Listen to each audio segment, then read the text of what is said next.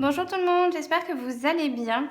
Aujourd'hui, je vais vous faire un petit tuto. Vous aviez vu dans un tuto précédent comment est-ce que je faisais mes rangements pour les tampons en faisant des pochettes avec la plastifieuse. Et aujourd'hui, je vais faire une boîte pour ranger tous les tampons que j'ai parce qu'au final, j'en ai une sacrée dose. Vous verrez dans la suite de la vidéo. Donc en fait, la boîte se présente comme ça. Donc c'est une boîte qui est toute simple. Elle est un peu grande. Mais vous verrez en fait les dimensions sont assez bien pensées. Donc les pochettes de tampons que je vous avais montré la dernière fois rentrent dans la boîte. On a un espace qui reste, mais en fait c'est ce qui va me permettre de ranger tout ce qui est les blocs acryliques, etc. sur le côté, comme ça on garde tout dans la même boîte. Et l'avantage de cette dimension-là, c'est que je peux faire également rentrer les pochettes de tampons que j'avais faites, qui étaient pour mes tampons qui sont un peu plus larges. Donc voilà ce que ça donne. Là tout de suite, c'est un peu vide. Vous verrez à la fin de la vidéo, je l'ai rempli. Et du coup, on va faire cette boîte-là ensemble aujourd'hui pour que vous puissiez, maintenant que vous avez, si vous avez suivi mon tuto, pour faire vos pochettes de rangement pour les tampons, bah, avec ça, vous pourrez stocker, on va dire, toutes vos pochettes avec vos tampons. Et ben, je vous montre tout de suite comment on fait ça. Donc pour faire ça, déjà, il vous faut un carton, un bout de carton. Donc moi, c'est carton d'emballage d'une de mes commandes chez Craftelier. En plus, l'avantage, c'est que il est déjà plié. Donc, il nous faut du carton, du papier de décoration. Donc, moi, j'ai choisi ce bloc-là de chez Action. C'est la collection Time to Relax. Je crois qu'elle était en vente un peu après Noël.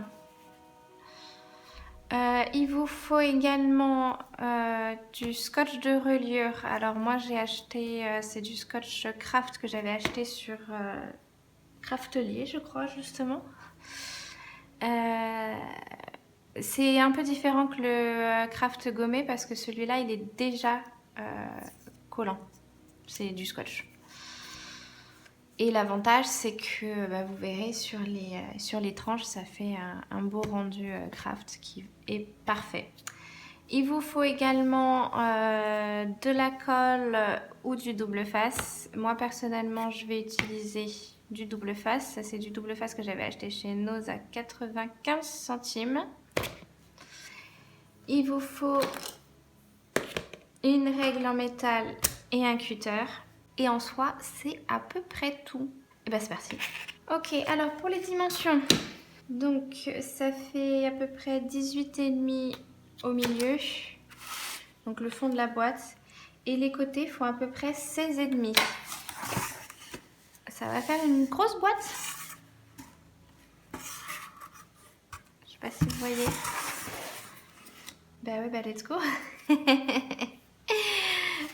Alors, en fait, du coup, l'avantage, c'est que vu que j'ai directement la forme en U, il me manque juste à trouver, à mettre un carton sur ce côté-là et un carton sur ce côté-là.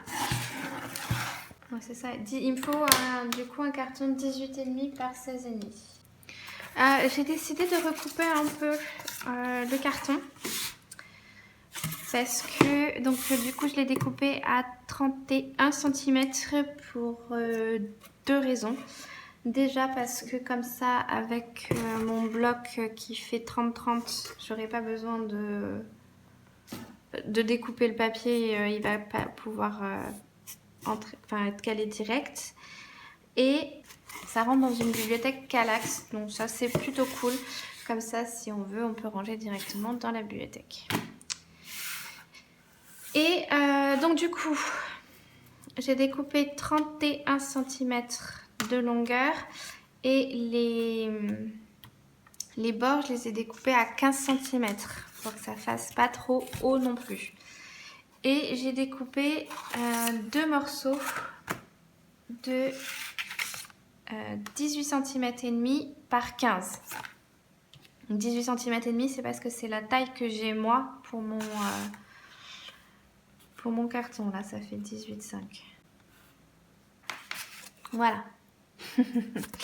Et j'en ai 2.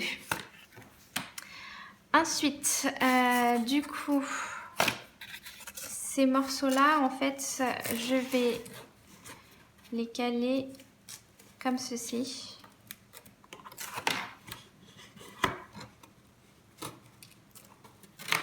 Tac, et ça rentre nickel. Donc en fait, là, aujourd'hui, je les mets à l'intérieur du carton. Je ne sais pas si vous voyez. Voilà. Alors, pour ça, donc je vais prendre mon Scotch Craft. Je vais en couper un morceau.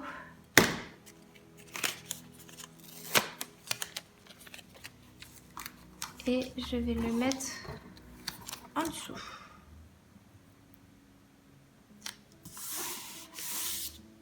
Ensuite, je prends mon morceau de carton que j'ai coupé. Comment je vais m'y prendre? Bon, en fait, tout simplement,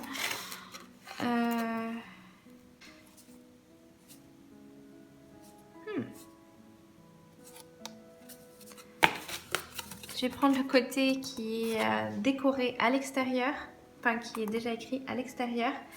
Comme ça, je pourrais le cacher. À l'intérieur, je vais le laisser brut, mais à l'extérieur, je vais le décorer, donc je pourrais plus facilement le cacher et je préfère que ce soit pas visible. Alors, je le cale bien au bout. Et là, je vais rabattre mon scotch.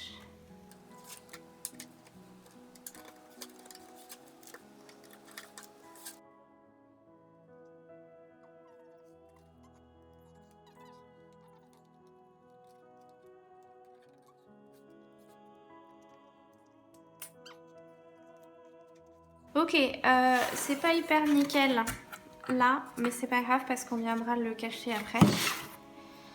Ensuite, je vais refaire la même chose de l'autre côté et la même chose ici.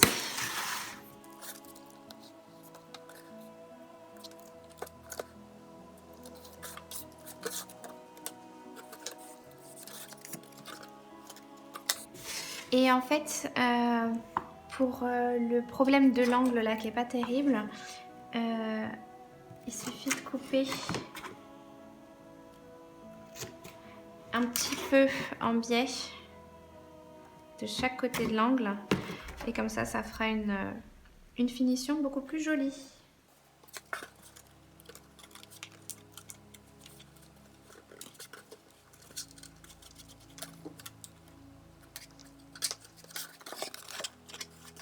Voilà, c'est beaucoup plus simple, beaucoup plus joli.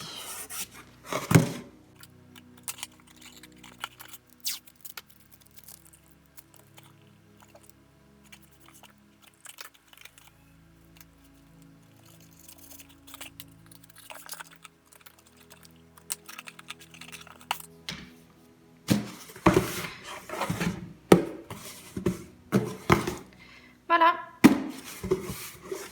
on a une jolie petite boîte, enfin une jolie, elle n'est pas spécialement jolie. Alors, je vais mettre du craft, du scotch craft sur toutes les tranches, typiquement pour cacher ce genre de choses. Et en fait, le craft fera la finition de la structure, on va dire. Ferait bien.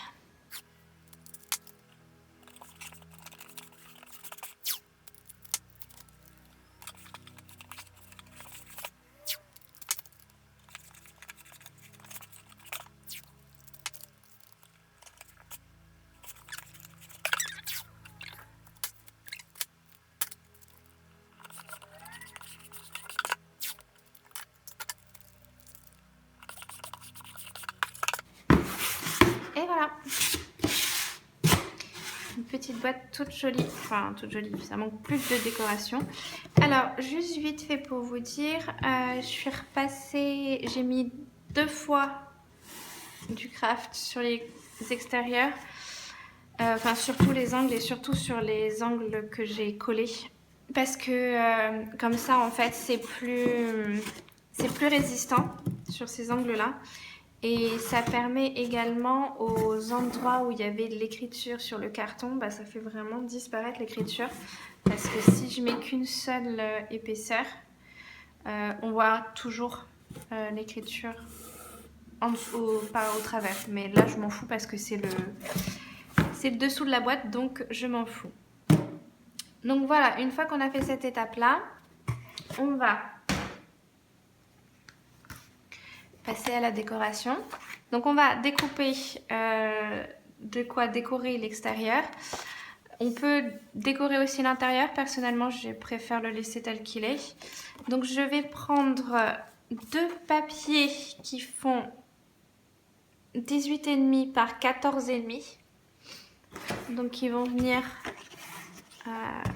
faire le devant et l'arrière. Et 2 papiers qui vont faire 14,5 par 30,5 pour les côtés de la boîte. Alors, je vais mettre, donc comme j'expliquais, moi j'ai décidé d'utiliser du double face. Donc je vais mettre du double face sur l'arrière.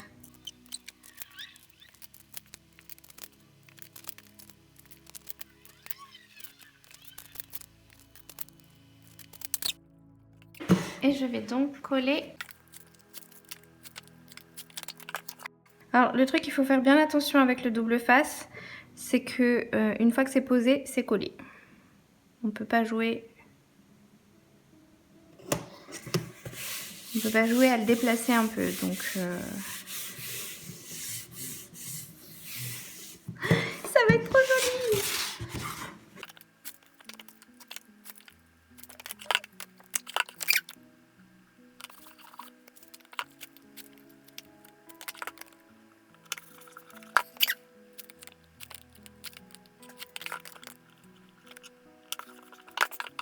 Et voilà.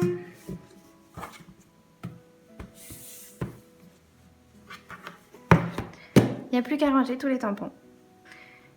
Et donc voilà. Jolie petite boîte pleine de tampons. J'ai mis que mes tampons, donc là j'ai encore des pochettes vides qui sont prêtes pour accueillir mes nouveaux tampons qui vont arriver de chez AliExpress, donc ça doit prendre encore. Voilà, je pense que ça va arriver d'ici 3 semaines. J'espère plus rapidement, je croise les doigts. Et après, donc il y a tous mes petits tampons. Voilà, et comme je disais, j'ai pu mettre les grands tampons, les grandes pochettes à tampons que j'avais faites. Il y a juste ici, j'en ai une très très grande qui est plus large que tout le monde. Du coup, celle-là, je vais peut-être... pour l'instant, je la mets sur le côté. Et après, je vais peut-être en fait la séparer de la planche et faire plusieurs planches pour pouvoir rentrer dans des pochettes classiques pour que ça puisse rentrer dans le rangement, dans la boîte. Quand même, j'ai créé une boîte rien que pour ça, ce serait con qu'elle rentre pas dedans. Et donc, comme je vous disais, j'ai de la place sur le côté ici pour pouvoir mettre du coup mes blocs acryliques, pardon. Donc là, j'en ai, pour l'instant, j'ai que ces deux-là, il faut que je retrouve tous mes autres. J'adore celui-là, il fait 15-15. Et il faut que je retrouve les autres, je sais pas ce que j'en ai fait. Oh, un tampon qui était tout seul. On va le ranger.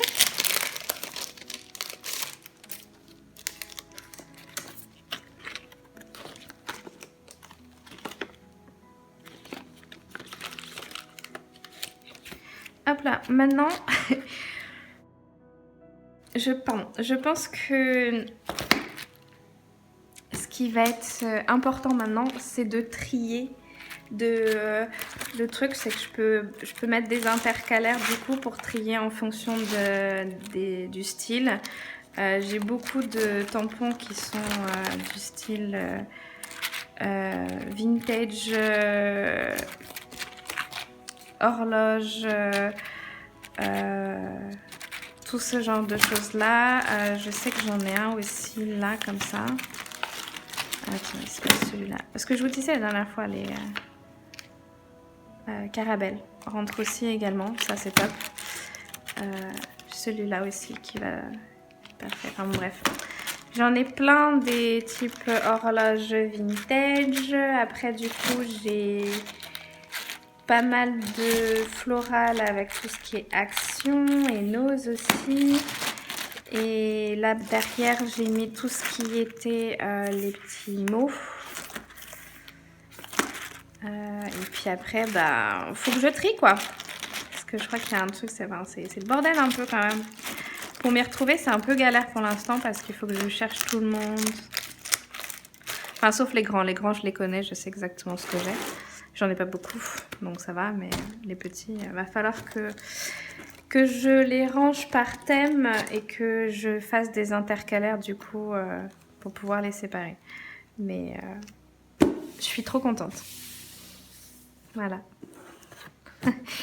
Et j'ai plus qu'à en faire un autre pour mettre les dies maintenant. Les dies, j'en ai... Alors, j'ai failli dire j'en ai beaucoup moins. Mais en fait, j'en sais rien parce que avec Action, enfin en fait, honnêtement, la Big Shot, ça fait 1 an que je l'ai. C'est ma marraine qui me l'a offerte pour mon anniversaire l'année dernière.